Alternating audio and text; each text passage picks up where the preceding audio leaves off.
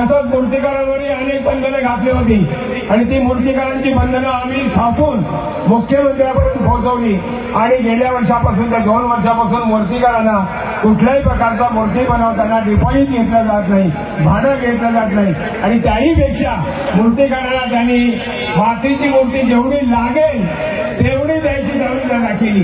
परंतु केवळ शाडूच्या मातीची नाही पण पीओची पैकी मूर्ती बनवावी हे आम्ही आग्रही आहोत आणि आम्ही आमचे सांस्कृतिक मंत्री आमच्या आशिषजी शेलार यांच्याकडे अनेक वेळा आम्ही निवेदन दिलेले आहेत आणि ती निवेदन देत असताना आम्ही त्यांना ठासून सांगितलेले आहे। मी सुधीर साळवी साहेबांना विनंती करतो की आपण आपल्या सर्व या मूर्तिकारांशी संवाद साधायचा। माननीय सुधीरजी साळवी साहेब।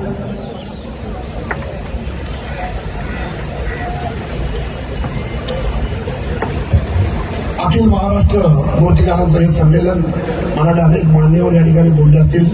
व्यासपीठावरील सर्व मान्यवर या आंबाचे राजा सार्वजनिक गणेशोत्सव मंडळातर्फे प्रतिनिधित्व करण्याकरता या ठिकाणी आलेलो आहोत। पाठिंबा देण्याकरता वगैरे आलेलो नाहीत, कारण हा आपला मित्रांनो एकत्रित लढा आहे। त्याच्यामुळे कुणी कुणाला पाठिंबा देण्याचा प्रश्न येत नाही, कारण सगळ्यांना आपल्याला एकत्र लढायचं आहे। आणि मला ते पाठिंबा वगैरे कुठली सार्वजनिक गणेशोत्सव मंडळ असतील किंवा अनेक मूर्तिकार असतील, पण या सर्व प्रश्नांवरती बरीच चर्चा झाली असेल।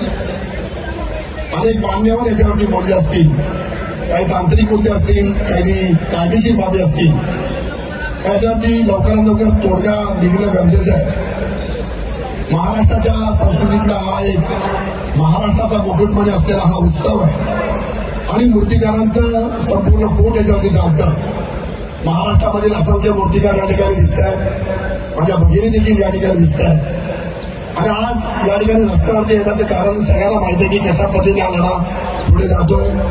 अनेक सामान्य लोकांनी या ठिकाणी भाषणं ठोकली आहेत, भाषणं केली आहे, परंतु हा लढा मला वाटतं इथेच न थांबू देता जोपर्यंत राष्ट्रराजधानीच्या मूर्तींना पूर्णपणे संरक्षण मिळत नाही, कायदेशीर बाबींना पूर्तता होत नाही, तोपर्यंत हा लढा असाच चालू राहील। महाराष्ट्र राज्य सरकार असेल, मुंबई महानगरपालिका असेल, केंद्र शासनाचं सरकार असेल, मला सर्व जाती पंथ धर्म विसरून आपण एकत्र यायला पाहिजे।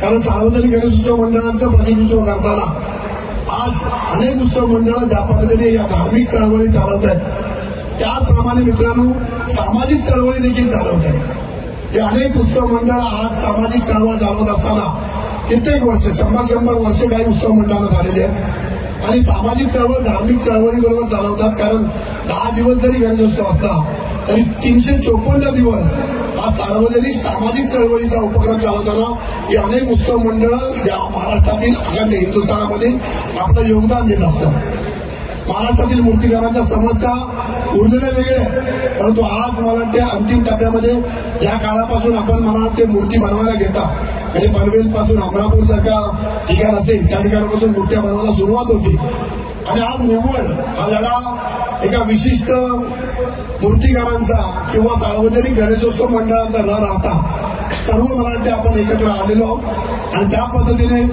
काहीतरी भाषणं करायची किंवा काय करायचं याच्याहीपेक्षा एका एकजुटीने म्हणजे आज आपली एक मूठ आहे त्याची मला वाटते आज आपण सगळे व्यासपीठावर जमलेले असतील किंवा खाली बसलेले ही एक वज्रमूठ आज तयार झाली असं मला हरकत नाही आणि ही वज्रमूठ मला वाटते कुठल्याही परिस्थितीमध्ये हे कायद्याचं उल्लंघन करणं हा आपला विषय नाहीये, परंतु कायद्याने देखील आमचा सन्मान करायला पाहिजे।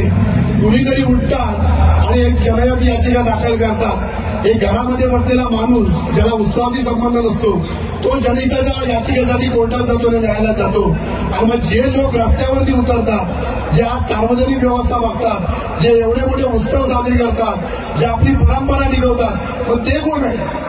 पण त्या जनांचा देखील या विचार व्हायला पाहिजे असं मला वाटते आणि मला वाटतं आपण ही सगळी जनता एकजुटीने आम्ही फक्त आमच्या मागण्यांसाठी आलोय की हा उत्सव हा मूर्तिकारांनी ज्या महाराष्ट्रातल्या मूर्तिकारांनी या मूर्तीला म्हणजे जन्मदिनानंतर प्राणप्रतिष्ठा केल्यानंतर त्याच्यामध्ये देवाचा जन्म होतो अशा पद्धतीने अनेक वर्ष चाललेला पारंपरिक उत्सव आणि त्या उत्सवाला कुठेही गालबोट लागू नये या पद्धतीने आज आपण या ठिकाणी जमलेलो आहोत आणि मला वाटते ही सगळी एकजूट जी आज वज्रमूठ झालेली आहे ती अशाच पद्धतीने पुढे जाईल। मला वाटते ज्या पद्धतीने या आज लढ्याचं अनेक लोक नेतृत्व करतात त्यांच्या हाताखाली ज्या पद्धतीने नेतृत्व आम्हाला देखील कोणती दिशा सांगतील किंवा ज्या दिशेने आम्हाला पुढे जायचं आहे त्या पद्धतीने मित्रांनो आज एवढाच शब्द या व्यासपीठात देतो की लालबागचा राजा सार्वजनिक गणेशोत्सव मंडळाच्या वतीने आम्ही या संपूर्ण लढ्यामध्ये एकत्रित आहोत आणि संपूर्णपणे एकजुटीने आपण संपूर्ण पुढे जाऊया एवढं मी या ठिकाणी वचनबद्ध होतो आणि इथे सांगतो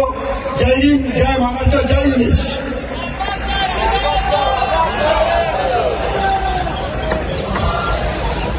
लालबागच्या राजाचा, लालबागच्या राजाचा, आणि ही शान कोणाची.